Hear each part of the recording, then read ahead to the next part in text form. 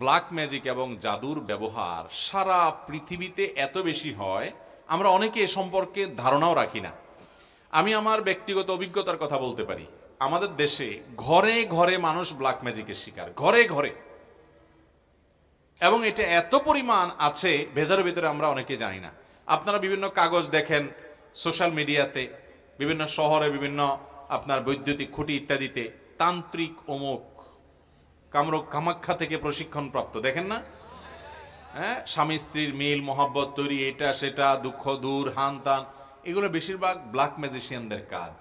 এবং black magic এটা মানুষকে ধ্বংস করার জন্য ব্যবহার করা হয়, মৃত্যুর মুখে ঠেলে দেওয়ার জন্য ব্যবহার করা হয়। এটার বাস্তবতা আছে, এটার বাস্তবতা আছে। এবং এত বেশি এই বিষয়টা দৃশ্যমান, মানে দেখতে তো মনে হয় না যে এটা দেখার কোনো উপায় আছে, কিন্তু এটা আপনি যদি কোনো ব্ল্যাক ম্যাজিকের রোগীর কাছে যান এবং তার ট্রিটমেন্ট দেখেন, বিশেষ করে কোরআনের উপরে ঈমান আনার জন্য, আর কিচ্ছুর দরকার নাই। একজন ব্ল্যাক ম্যাজিকের রোগী, তাকে যদি কোরআন পড়ে ফু দেওয়ার পর ট্রিটমেন্ট হওয়ার দৃশ্য আপনি দেখেন, আপনার ঈমানের মিটার তরতর করে বাড়তে থাকবে। আমি আমার জীবনে বহু ঘটনা দেখেছি, একটি দুটি নয়। এবং আমার পরিচিত বন্ধু বান্ধব অনেককে নাম বললে আপনারাও চিনবেন, জাতীয় পর্যায়ে পরিচিত, নাম বললাম না, যারা জেনারেল শিক্ষিত ভাই, তাদের অনেকে আমাকে বলেছেন, ভাই মানে অলৌকিকতা তো অনেক রকমই হতে পারে, কিন্তু এরকম অলৌকিকতা দেখি নাই।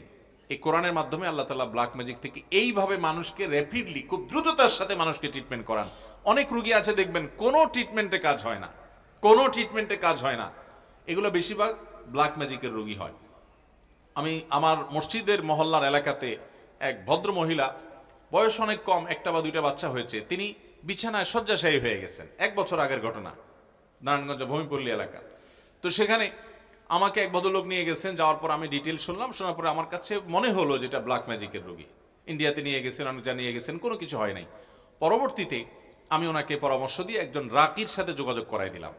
সেই রাকি, রাকি মানে ঝাড়ফুঁক করে যারা কোরআন হাদিসের আলোকে, এটা যেহেতু আমার সাবজেক্ট নাই, সাবজেক্টের একজনকে আমি রেফার করে দিলাম। ওই আল্লাহর বান্দার ঝাড়ফুঁকের পর এই ভদ্র মহিলার বমি হয়েছে, এবং বমি থেকে দেখা গেছে ভেতর থেকে চুলে মোড়ানো একটা আপনার গোশতের টুকরো পাওয়া গেছে, রান্না করা গোশত, এটা চুল দিয়ে মোড়ানো। তা আমি আবার একজন ডক্টরকে দেখিয়েছি, যিনি চিকিৎসক পেশায়। বললাম, ভাই এটার ব্যাপারে আপনার কি, যে চুলে মোড়ানো? তিনি বললেন যে চুলে মোড়ানো এই জন্য যে চুল ডাইজেস্ট হয় না, হজম হয় না, এটা হজম হওয়ার কোনো উপায় নাই। এটাকে চুল দিয়ে এমনভাবে মোড়ানো হয়েছে যে এটা কোনো দিনই হজম হবে না, ভেতরে থাকবে এবং তাকে শেষ করে দিবে। এবং এটা বের হওয়ার পর থেকে ভদ্রমহিলা পরিপূর্ণ সুস্থ, এখনো বেঁচে আছেন, দিব্যি হাঁটা চলা করেন। এবং আমার মসজিদের পাশে 2-3 বিল্ডিংয়ের পাশেই তার বাড়ি, এখনো আছেন বেঁচে আল্লাহর বান্দি। এরকম শত সহস্র ঘটনা ঘটে। এই যে বিশ্বকাপ খেলা হয়ে গেল, আপনারা অনেকে কিন্তু আপনার পেপার পত্রিকা দেখেছেন কিনা আমি জানি না, আমি দেখেছি যে অনেক বড় বড় খেলোয়াড়রা প্রতিপক্ষ খেলোয়াড়দের ব্ল্যাক ম্যাজিক করে দুর্বল করার জন্য, আবার নিজেরা ভালো খেলার জন্য ব্ল্যাক ম্যাজিক করে। উত্তরবঙ্গে একটা খেলা আছে, পাতা খেলা, পেপার পত্রিকা প্রায় লেখালেখি হয়, গুগলে সার্চ দিলে পাতা খেলা দিলে দেখবেন চলে আসছে। আমি এটার উপরে বেশ পড়াশোনা করার চেষ্টা করেছি। এটাতেও ওই তন্ত্র মন্ত্র পাঠ করা হয়, ব্ল্যাক ম্যাজিকের আশ্রয় নেওয়া হয়, এবং একজন ম্যাজিশিয়ান আরেকজনকে টেনে নিয়ে আসে, দুর্বল করে দেয়। তো এগুলো শুধু বাংলাদেশে না, সারা পৃথিবীতে। এটার খোলাসা কথা হলো শয়তানের আশ্রয় নেওয়া। আমরা অনেককে হিরো মনে করি, এরা মূলত শয়তানের পূজারী। এরা দিন শেষে শয়তানের পূজারী। শয়তানের পূজারীরা শয়তানের পূজা করে র্যাপিডলি অনেক কিছু পায়। আল্লাহ রাব্বুল আলামিনের সুন্নাহ বা নিয়ম এটা না, আল্লাহ তাআলার পদ্ধতি এটা না। আল্লাহর প্রতি ঈমান আনয়নকারী বান্দাদেরকে আল্লাহ রাব্বুল আলামিন প্রথমত দুনিয়াতে এটা দেওয়ার জায়গায় না, আল্লাহ দিবেন আখিরাতে। দ্বিতীয়ত হলো আল্লাহ রাব্বুল আলামিন কোনো কিছু আপনি করবেন আর সাথে সাথে আপনাকে দিয়ে দিবে। এর জন্য আপনার ঈমান যেমন সেরকম তাজা থাকতে হবে, এবং নেক আমল যেরকম আপনার থাকতে হবে, অনেক শর্ত আল্লাহ রাব্বুল আলামিনের তরফ থেকে দেওয়া আছে। মোহতারাম হাজিরিন, খোলাসা কথা হলো ব্ল্যাক ম্যাজিকের রোগী ঘরে ঘরে, জনে জনে, ফ্যামিলিতে ফ্যামিলিতে। এটা আমরা অনেকে জানি না। আমাদের অনেকে বিভিন্ন কবিরাজের কাছে যাই।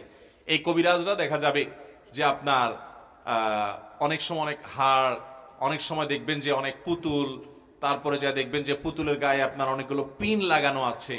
হ্যাঁ, ব্ল্যাক ম্যাজিশিয়ানরা এটা করে, নর্মালি এগুলা করে। আপনি না বুঝে নিয়ে আসেন, চলে আসেন এবং ধ্বংসের দ্বার প্রান্তে নিয়ে যান।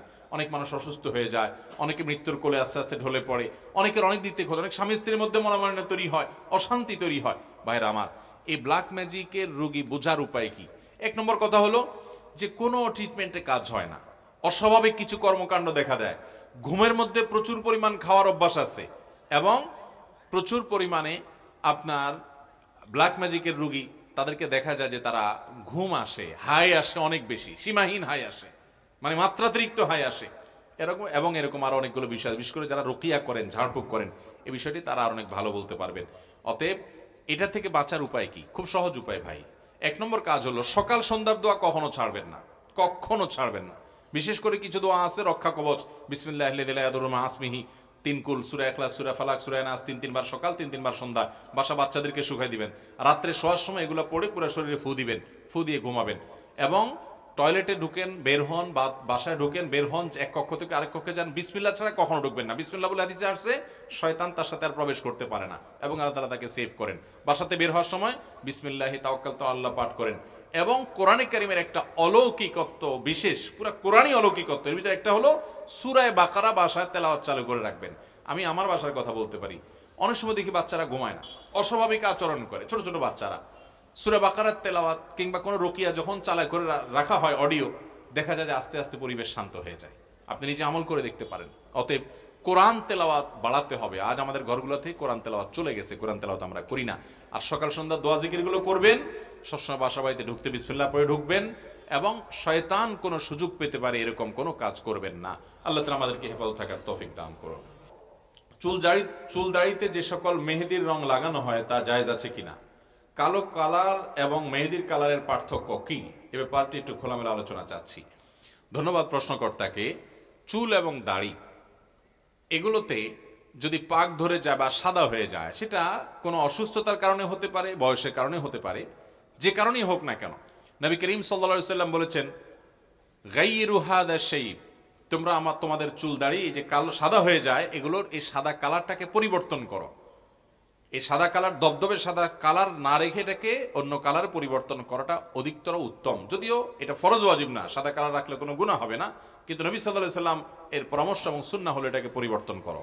কিন্তু কোন কালারে পরিবর্তন করা যাবে কি যাবে না সে সম্পর্কে নবীজি সাল্লাল্লাহু আলাইহি সাল্লাম বলেছেন, ওয়াজান্নিবুস সুওয়াদ, যে কালারই করো না কেন কালো কালার থেকে বিরত থাকো। নবী সাল্লাল্লাহু আলাইহি সাল্লাম নিজে মেহেদি ব্যবহার করেছেন। এই জন্য ভাইরা, চুলে দাড়িতে মেহেদি ব্যবহার করা যায় এবং উত্তম। এর মধ্যে আর্টিফিশিয়াল যে মেহেদিগুলো পাওয়া যায়, টিউব মেহেদি যেগুলোকে আমরা বলি, এগুলো ব্যবহার করতে পারেন, কোনো অসুবিধা নেই। এগুলো ব্যবহার করলে কোনো সময় দেখা যাবে যে ত্বকের উপর থেকে একটা আলাদা আবরণ পড়ে গেছে, সেটা হয়তো ঝরে ঝরে পড়ে যাচ্ছে, তাতে অসুবিধা নেই। কারণ এটা হয় অনেক সময় অ্যাসিডের কারণে, সেখানে কিছু কেমিক্যালের কারণে আমাদের চামড়ার উপরে যে পাতলা একটা লেয়ার থাকে, ওইটা অনেক সময় পুড়ে যায় বা পড়ে যায়, তো ওইটার কারণে কোনো অসুবিধা নেই। কিন্তু ন্যাচারাল ব্যবহার করতে পারলে স্বাস্থ্যের জন্য সব দিক থেকে সবচেয়ে ভালো হয়। কিন্তু ন্যাচারালটা করেন আর টিউব মেহেদি করেন, মেহেদি ব্যবহার করা জায়েজ আছে। আমাদের অনেকে আবার মেহেদি ব্যবহার নিয়ে বিভিন্ন রকম কথা বলেন যে মেহেদি ব্যবহার করতে হয় চুলে আর দাড়িতে, এটা পায়ে লাগলে গুনাহ হবে না, এরকম কোনো কথা নাই। আপনি পায়ে লাগান, হাতে লাগান, তারপরে চুলে দাড়ি লাগান, লাগাতে পারেন। তবে পায়ে আর হাতে মহিলারা লাগাবে, এটা হলো অধিকতর উত্তম। পুরুষরা শুধু দাড়িতে চুলে লাগাবে। নবী করিম সাল্লাল্লাহু আলাইহি সাল্লাম এর কাছে কোনো মহিলা কোনো কিছু পর্দা থেকে দিয়েছেন বা নিয়েছেন, তার হাতে মেহেদি ছিল না। নবী সাল্লাল্লাহু আলাইহি সাল্লাম বলেন, কি পুরুষের হাত না মহিলার হাত? বলি, ইয়া রাসূলুল্লাহ, মহিলার হাত। তখন নবী সাল্লাল্লাহু আলাইহি সাল্লাম বলেন, মহিলার হাত আবার মেহেদি নাই কিভাবে? তার মানে মহিলারা মেহেদি ব্যবহার করবেন। সাজগোজ করার এই রাইট, অধিকার মহিলাদেরকে শরীয়ত বেশি দিয়েছে। পুরুষরা শুধু চেয়ে চেয়ে থাকবেন তাদের দিকে। কথা বুঝতে পারছেন?